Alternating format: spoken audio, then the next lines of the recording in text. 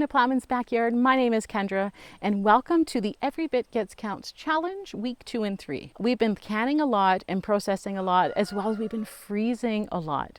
We just got busy, but hey, canning hasn't stopped, because when you are canning, a busy schedule doesn't stop anybody. And it may not be as much as you might be thinking. The reason being is because here at Plowman's Backyard, we garden in Canada in a cold climate garden, and most of our garden harvest happens at the end of August, early September. Most of my canning is done at that time.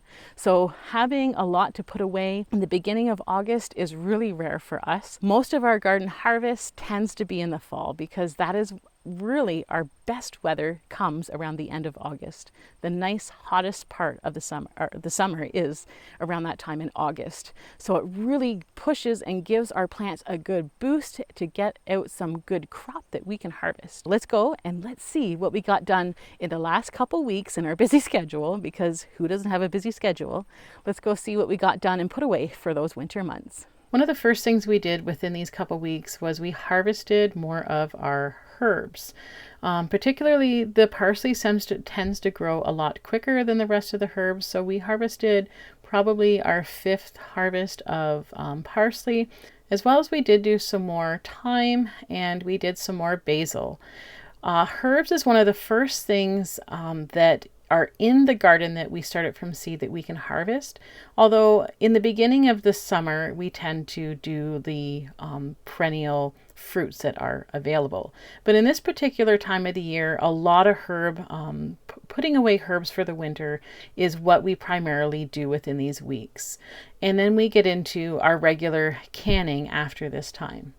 Herbs are great for medicinal reasons as well as culinary reasons. So putting a lot away can really save a lot of money in those ways. And I love to dehydrate just about anything. Today we're taking some tomatoes actually that I froze from last year, and these were left in the freezer. Now normally what I do, I work outside the home sometimes, so I don't have a lot of time to do all my canning specifically when the food is ready to be preserved.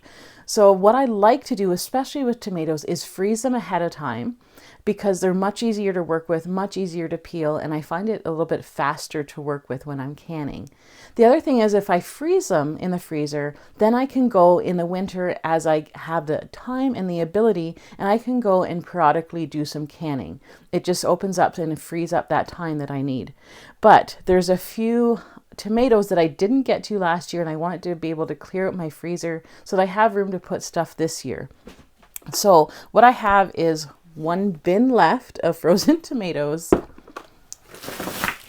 and a bag left of frozen tomatoes. So today what I'm going to be doing with them is I'm just going to basically defrost them. I'm going to kind of boil them down, peel the skin off, and I'm going to be making tomato sauce with these. So tomato sauce, I found a really easy way. A friend of mine has a great video on how to do it, and I'll leave a link above at Hidden Blessings Homestead. And what I'm going to do is I'm going to puree them in the blender, and it's a really fast process of doing tomato sauce.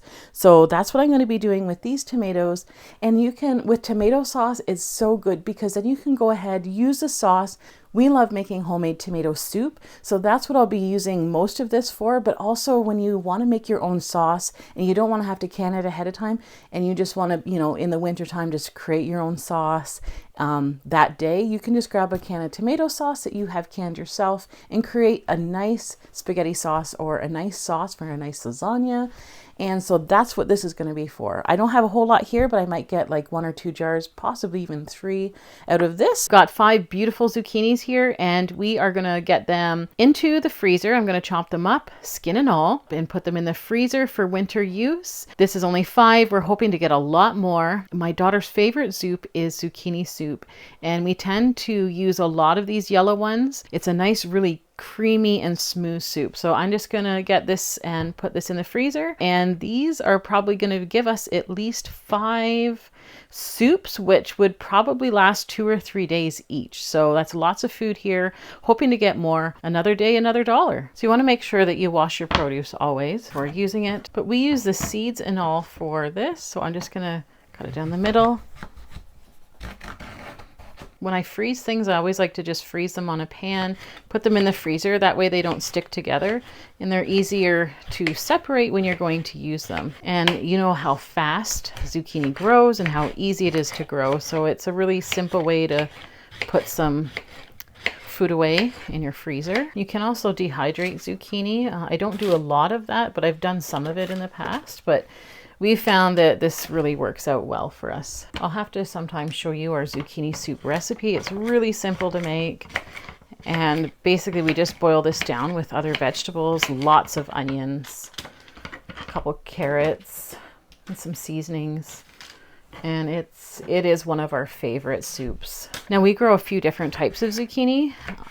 One other thing that we really like to grow with our Black Beauty zucchini is we love to make like zucchini burgers, which are really nice. They're just a nice patty, nice treat. And I think one year I froze 180 patties and put them in the freezer. So I'm hoping I'll have enough zucchinis that I can do that again this year. Great for, putting a nice onion or tomato on a burger bun with a zucchini patty. They're lovely. They're very nice. Okay, so this is going to go into the freezer now. Well, we had the squash in the freezer for about a day, mostly overnight, and they were well enough to put into the freezer bags. As you can see, they don't stick together and they're great for when you need them. You just take out what you need out of these Ziploc bags. The next thing we did was we worked on our bread and butter pickles, which is one of my favorite things to can. Doing pickles is really easy, and when you find that perfect pickle recipe to can, you gotta keep doing it. So this is what we did in these last couple weeks is we put away a lot of bread and butter pickles. We've tried dill over the years, doing dill pickles and different other pickles. We have all just found that our family much prefer the bread and butter pickles over the dill. I just found that I haven't successfully done the dills the way that I would like them, like you would get them from the store. But the bread and butter pickles work out great every time, and they're really easy to do. So if you're looking for a recipe to follow, I do have a bread and butter pickle recipe that you can check out on our channel. The next thing we did was process corn. Now this year, as most of you know, if you've been following along with our channel, I didn't plant corn because it was too cold and too wet and the soil never got warm enough. So we went to a local Amish community and purchased a bunch of corn. It was so delicious. We put away corn for the winter, and we did that in a couple different methods. This particular method, we put away cobs of corn in threes because there's 3 in our family. For eating fresh corn on the cob during the winter. And secondly, we actually, we always blanch our corn, but this particular method is just putting it away so that we can use it in soups, stir fries, casserole dishes, or just as a side dish. Corn is really easy to put away, especially when you get that fresh corn in the summer. It just isn't the same buying store-bought corn. One thing is separating the corn chunks, we have found is better for our family. We don't like having huge chunks of cut up corn. We also do a few different things, and so I'm just going to show you how we do that. It's really simple, as well as doing the food saver really helps it to stay longer and fresher. But you can also use a regular Ziploc bag, which works just fine as well. I like to do portion control in the sense that I can use it for side dishes or how much I would put in our soups. So just figure out how much you need as a family. I usually do between 2 and 3 cups. Again, we just put this corn already blanched in the freezer overnight and froze it. You could probably get away with only freezing it a few hours, but then just put it in your Ziploc bags and it is ready and available for easy use for those winter months when you want a fresh cob of corn.